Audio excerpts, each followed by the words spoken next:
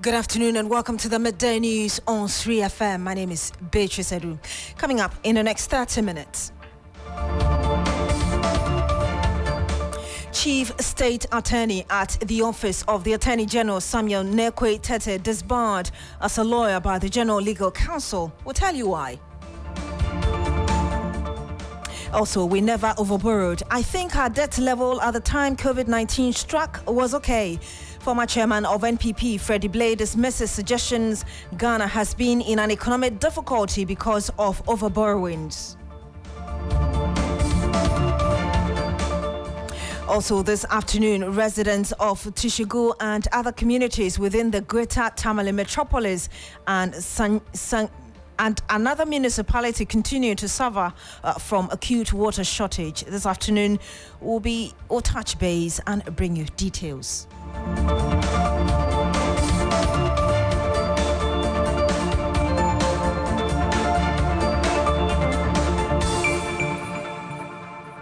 Thank you very much for joining us. We begin the bulletin from the courts, and a Chief State Attorney at the Office of the Attorney General, Samuel Nekwe Tete, has been disbarred as a lawyer by the General Legal Counsel.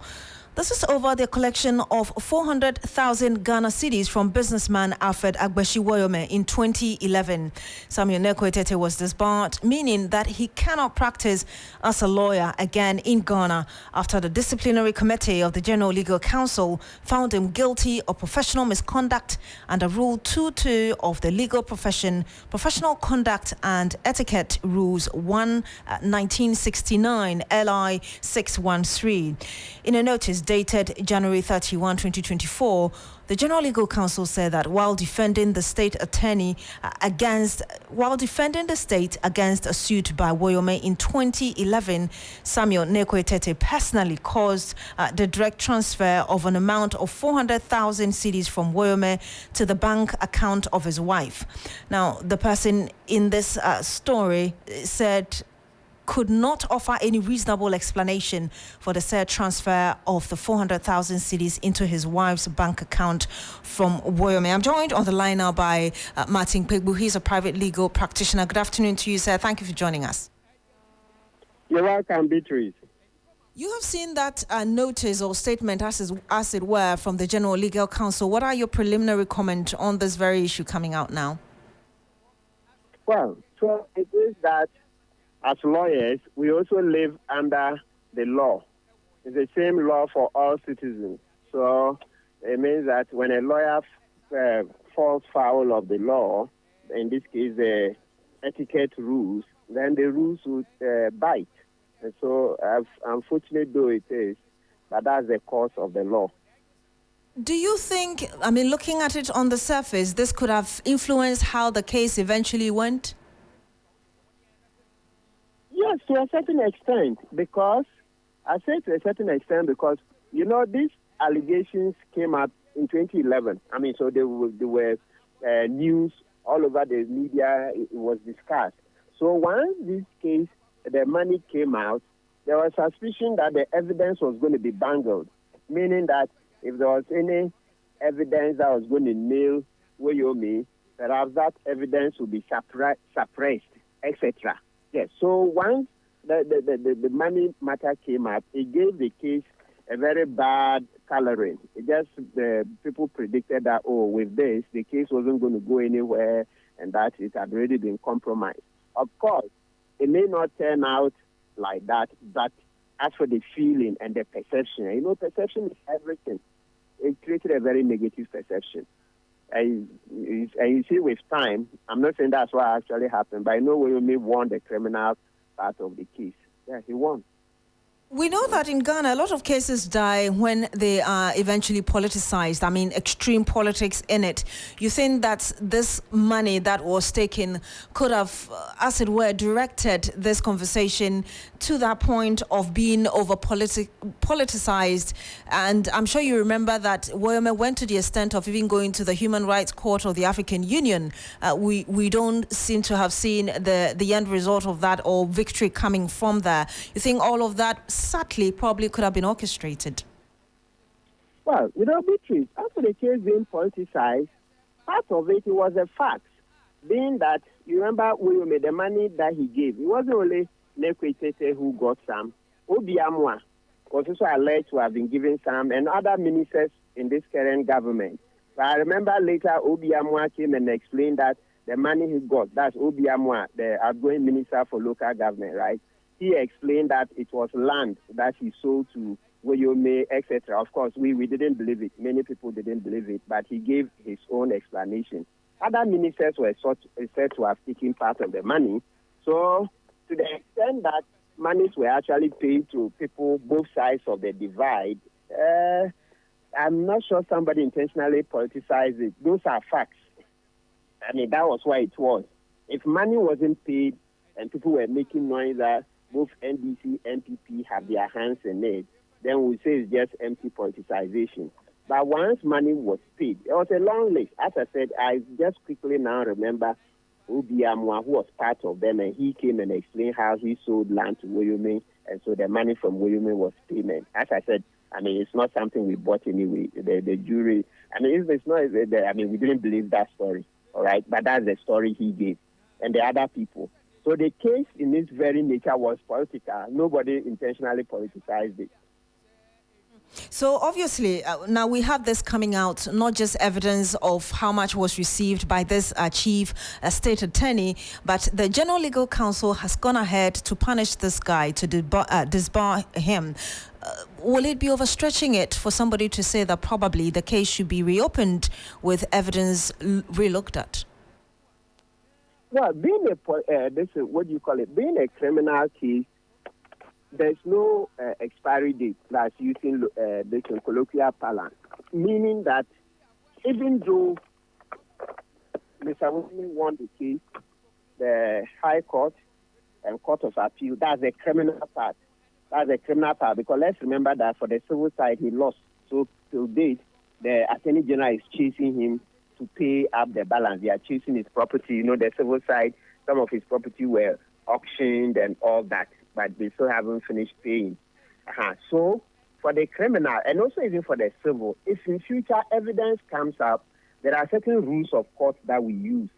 And so through those rules, the case can be opened up again. Once that was not the key things, there are other considerations, but the key things are that future evidence that we will find, is it evidence that with diligence it should have been found? Is it the kind of evidence that if you bring it up in future, they say, by this thing you should have checked here. If you are going to court, don't you know that you should do your checks here, there, go to the bank, go to the credit reference bureau, go to FIC, those kind of things.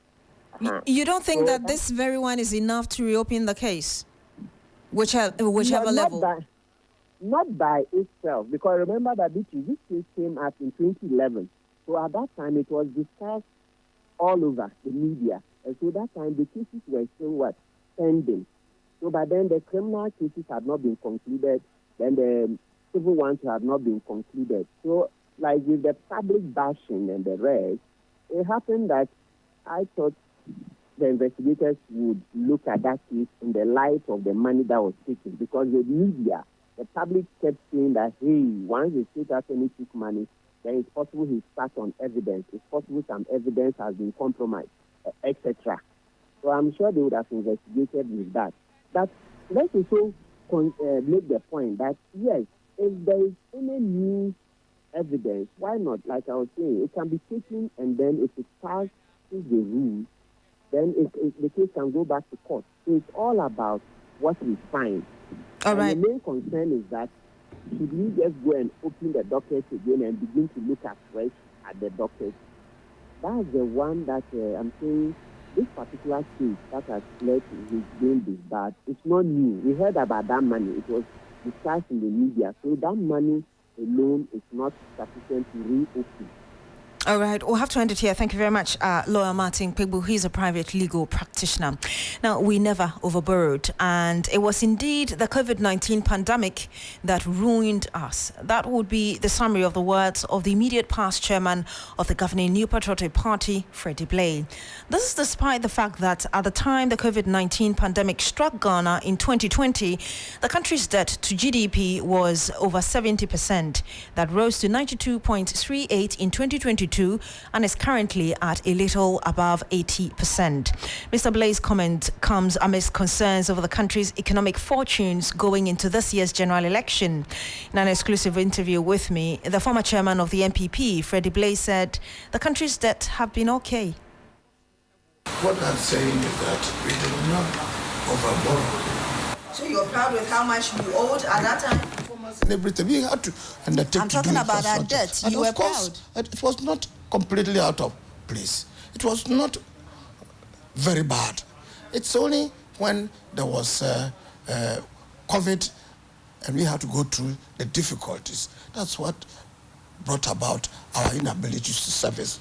How would you then categorize what the then Vice President Dr. Bawumia said when he was campaigning ahead, helping the president campaign ahead of 2016 elections, when he said that you're in an economic mess because the foundations are wrong? You don't agree with it now? The other day somebody was saying you are comparing apples to mangoes. You don't agree with that now? No, listen, these are not the same situations that you are describing. In one instance, there was COVID, external shocks that we had not expected. In the another instance, nothing was that bad in those days, except mismanagement. So if you want to make it look like as if what I had said in normal circumstances for your own performance, and we describe it as incompetence, and then in our instance, there had been this COVID and all other Ukraine wars and so forth that we've referred to, and then you want to compare the two and say the same, I think you are mistaken. That was the former chairman of the NPP. I'm joined on the line now by economist Dr. Patrick Esuming. He's with the Business School, University of Ghana Business School. Good afternoon to you, sir. Thank you for joining us. Good afternoon, and good afternoon to listeners. Thanks for having me. I'm sure you heard Freddie Blay there telling us why he does not think that the country overborrowed when COVID struck us. Have we been unnecessarily hard on the government? Well, I struggle to understand, where that comment is coming from. You have to listen to what the IMF said, or what the debt sustainability said after we went to the IMF. And it indicated that our debt was unsustainable. We couldn't pay our debt, given on the current terms. That is the meaning of overborrowed. That is the meaning of borrowing beyond your means. So I don't think there's any debate about that. Having made that point, what would you wish government communicators rather said at this time, particularly moving into 2024 when a lot of people are making decisions based on what they feel and see? Not engage in denial of the obvious like he just did. Look, how people feel about the economy doesn't lie in the numbers, just the numbers that we see. The real difficulties are there. I think it's good to be humble, to admit where mistakes have been made and what lessons we have learned and what you do differently, rather than trying to say that it wasn't your fault. Because we know that before the COVID, our economic indicators were already deteriorating. In 2019, we were using some of our debt sustainability indicators showed our debt was unsustainable. So I don't think it's necessary to engage in all of this. Probably Ghanaians will get a little bit more offended when we are denying what has happened, what we obviously know happened. So just telling us what went wrong and what you do differently this time around, I think that will probably be a better strategy than denying that we didn't do what we did. Well, ended here. Thank you very much, Dr. Patrick Esuming. He's an economist with the University of Ghana Business School. Now, fully utilizing the Saglemi housing project, fortifying sea defense in the face of climate change and a focus on rural housing shall be the priorities for Kojo Ponkoma as he takes over the Works and Housing Ministry. He has been speaking to 3FM barely 24 hours after the president's ministerial reshuffle. Take a listen.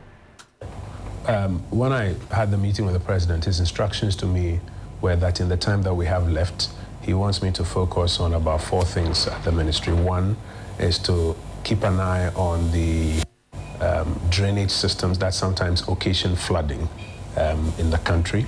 Number 2, to ensure that the ongoing sea defense projects are completed. and if there's room to do any more to protect our coastal lines against the devastating effects of climate change, we keep an eye on it. Number 3, he wants me to pay particular attention to rural housing, especially rural housing associated with the Agenda 111 project. And then under the urban housing and affordable housing side, he also wants me to keep an eye on Saglemi to see how quickly we can bring some resolution to that matter, and how we can tidy up some parts of the urban housing program. So those are the priorities he's outlined for me. I'll be looking to get a full brief on that in the coming week, and based on the advice, we'll make some determinations on the way forward. You heard that, Kojo Ponkoma. He's the Minister Designate for Works and Housing. Now, President Akufo-Addo's new ministerial nominees who will be subjected to parliamentary vetting are likely to be confronted with a new procedure to be adopted by the House. The new standing orders will this time require the leadership and 2 other members of a relevant subject matter committee to join the other members of the appointments committee to carry out the vetting. Let's run you through how the appointments committee looks like under the new standing orders. You have chairperson, ranking member, and ex officio members. You also do have first deputy speaker of parliament, deputy majority leader, minority leader, deputy minority leader, majority chief whip, and minority chief whip. 2 other members, one from the majority caucus and the other from the minority caucus. Now, the leadership and 2 other members of the relevant subject matter standing or select committee shall join in the consideration of persons nominated for appointment as Chief Justice and Justices of the Supreme Court, Ministers of State, Deputy Ministers, etc. We stay in Parliament because the inability of some ministers to appear in Parliament to answer questions on their ministerial sector has drawn sharp criticism from the minority, who are this afternoon asking the minister to resign if they feel they cannot continue their mandate to the people of Ghana. Transport Minister Kwekwe Siama came under criticism after his ministry failed to show up for the second time to answer questions from MPs. This is what ensued in Parliament a while ago. It's a matter of record that the Ministry of Transport has 2 deputy ministers. And this House, on many, many occasions, have given deputy ministers to respond to questions asked by members. Mr. Speaker, these questions, some as old as last year. My question, for instance, I filed it and it was admitted in June 2023. So if the minister is now coming to respond to it and still giving excuses that he's unavailable, he could have detailed any of his 2 deputies to come to respond to them. Mr. Speaker, my question is to ask the Minister for Transport what necessitated the decision by Kotoka International Airport to fumigate passenger bags at the airport at a cost of $7. This was my question, filed June last year. The majority side, led today by the Deputy Majority Leader, Honorable Fenyo Makin, a 17-member majority. Only 17. If we add you before, it will be 18. The question is, the ministers won't come. The members won't come. What is happening? If they don't want to be in government again, I said the other day, they can all resign. Because we can't come. Look at us. Does this look like minority to anybody? Is this minority and this is majority? Is that the ministers are not in the country?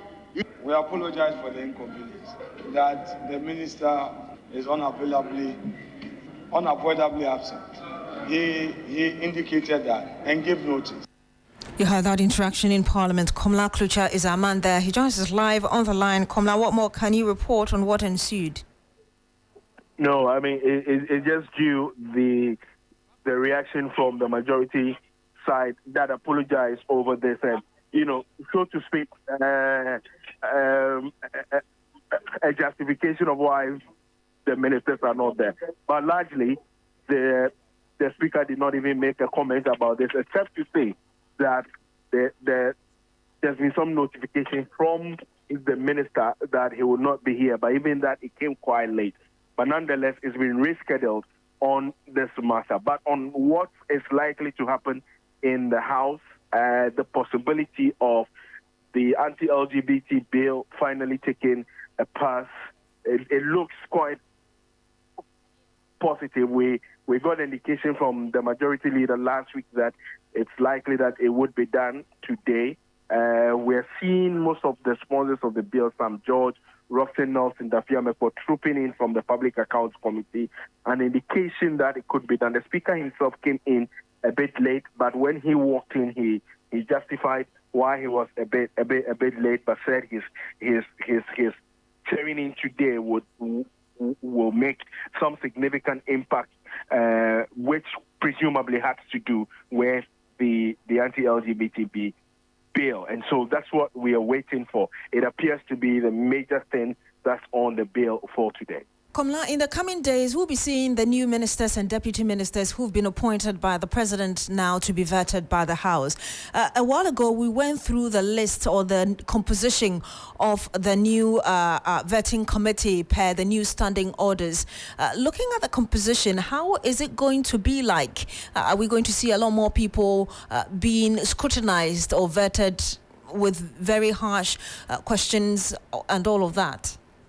No, it's quite simple what the composition of the committee is. We know that, yes, it's chaired by the second deputy and also made up of the leadership of both sides of the House, as the majority and the minority leadership. That's where they are going to draw their leadership from. Now, composition will be based on or will be sector-based. So if they are going to be vetting the minister for roads and highways, it means that they will have to draw membership from the committee that has supervisory role over it. So the committee responsible for roads and transport, that's where they will draw membership from.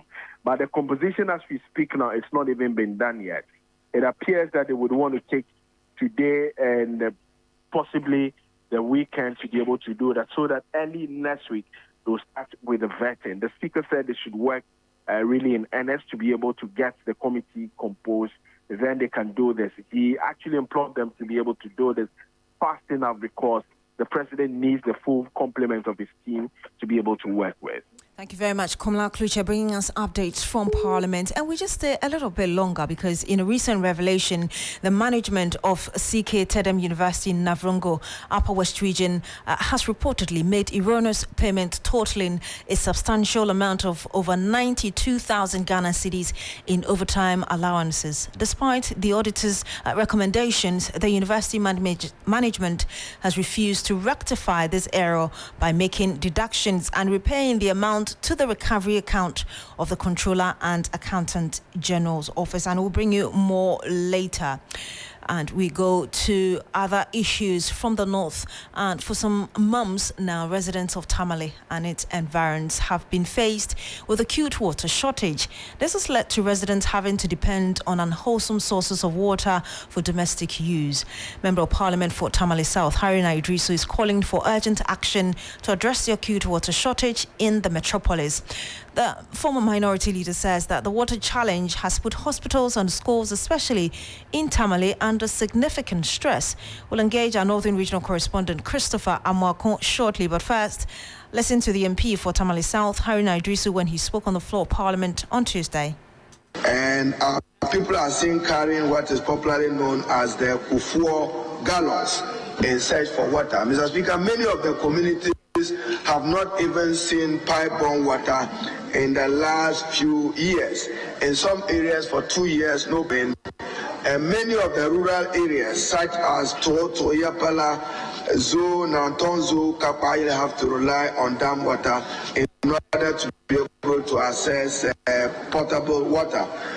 Speaker, Tamale is fast growing and is considered one of the fastest growing cities in West Africa and is becoming a major problem for many of us members of parliament in that particular area. Mr. Speaker, accordingly, I want to government to declaring Tamale a water scarce zone, allocate emergencies to address the immediate needs of residents in the Tamale metropolis. You heard that, Haruna Idrisu. He is a former minority leader and member of Parliament for Tamale South. The Ghana Water Company Limited has attributed the acute situation to the intensifying of the Hamilton season. Christopher Amwakon is our regional correspondent. He joins us live. Christopher, can you tell us the areas which are hardest hit, aside from the ones I mentioned earlier? Yes, so almost part of the Tamale metropolis and the Sanargo municipality have been affected by this acute water shortage for months now. Now, you visit areas like Kobolimagu, you visit some parts of Snake, you visit Tishigo, you visit some areas around the prison service, and the Chogu Manaili and other parts of the metropolis, and it's been several months. Some are even saying that it's been over a year now. They've not seen water flow through their taps. Now, the Ghana Water Company, aside the issue of the Hamatan, the severity of the Hamatan, one other issue they have raised is that these areas have seen some new constructions, road constructions, and they are blaming it on the fact that when the contractors come and they construct the roads and they break their pipes, they don't fix them. So it has to take Ghana Water Company to do the fixing, and it is cost a very. Okay, we seem to have lost Christopher Mwako there, but earlier he spoke to some residents. We can listen to them and see whether we can reconnect to him. Starting from the dry season up to the end of the dry season, we are facing water problems a lot. Sometimes it is only here that we are getting water, and here they are using light. If there is no light for the owner of the pipe to pump it for us, the owner will not pump the water for us. So unless we go to one of the well at the roadside to get water, and sometimes you can go there and you will not get water unless you come back and sit down. Sometimes we are using cans to buy. One can is 2 cedis. If motokia driver brings and you get 10 cans to buy. We are managing with this borehole, and the borehole too cannot supply the whole area. So sometimes what we used to do is that if we fetch 2 or 3 cans, you leave so that someone will get through. If everybody is going to satisfy his or herself with that water, it will not reach them. So I'm rationing the water, and someone can bring his can here or her cans. It will take about 4 to 3 days before that person will get water. It is getting to 4 to 5 days, and they did not open us pipe, and it is affecting us. And you heard some residents of Tamale in the northern region there complaining about acute water shortage. Earlier, you heard our reporter painting a painting a picture for us in that region. And that's how we end the news here on 3FM. Our top stories: Chief State Attorney at the Office of Attorney General Samuel Nekwe Tete disbarred as a lawyer by the General Legal Council. We also brought you that story of former chairman of MPP Freddie Blay dismissing suggestions that Ghana has been in an economic difficulty because of over-borrowings. And you just heard there, residents within the Tamale metropolis facing acute water shortage. My name is Beatrice. Thank you very much for joining us today. Log on to 3news.com for more news. Good afternoon.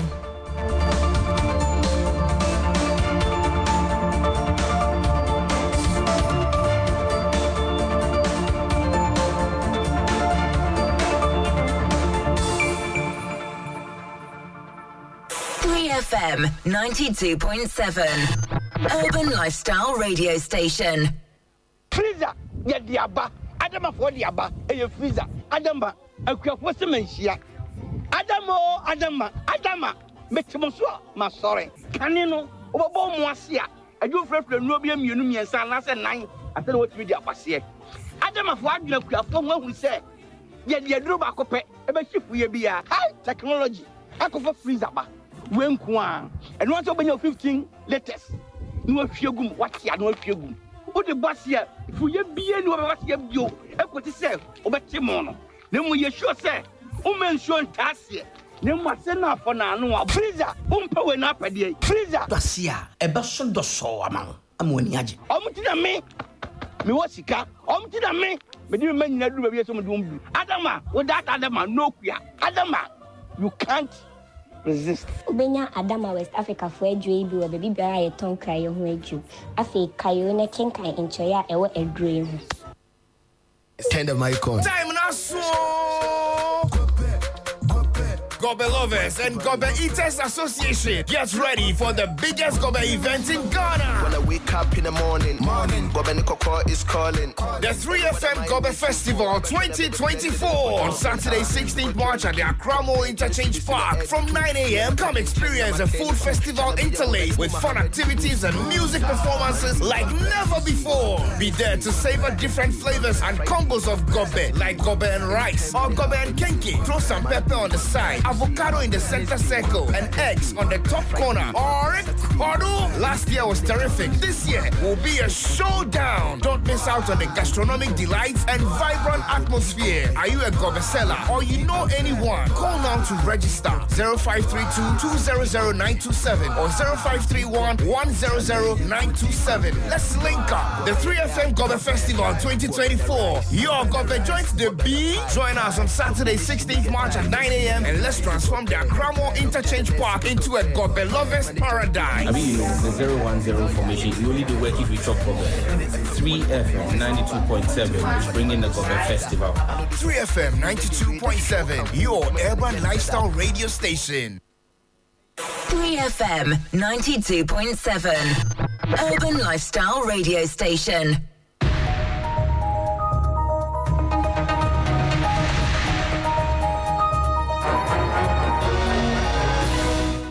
Hello, good afternoon. It's Business Daily on 3FM 92.7. Coming up, projected election-related spending threatens disinflation process.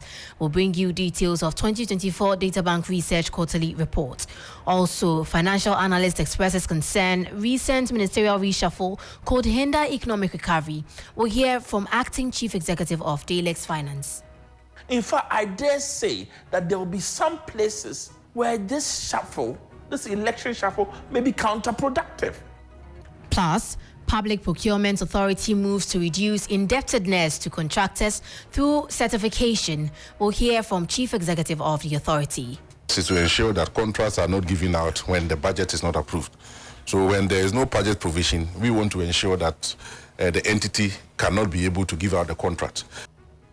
I am Menu Afo. We have details of these and more lined up for you. Stay with us.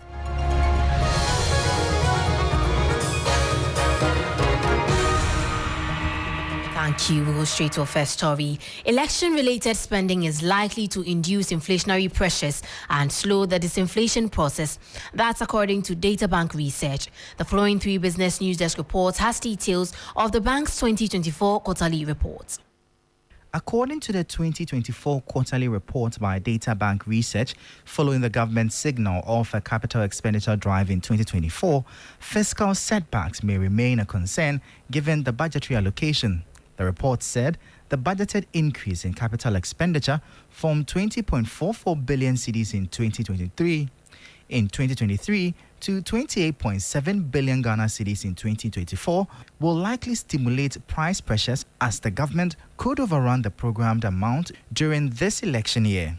It added that geopolitical risk could also lead to higher energy prices with spillover effects into domestic prices and utility tariffs. Presently, uncertainties persist on the geopolitical front as the Russia-Ukraine war continues, with tensions in the Middle East region still heating up. These developments, coupled with production from OPEC+, the report noted, could potentially push up energy prices with spillover effects into domestic prices.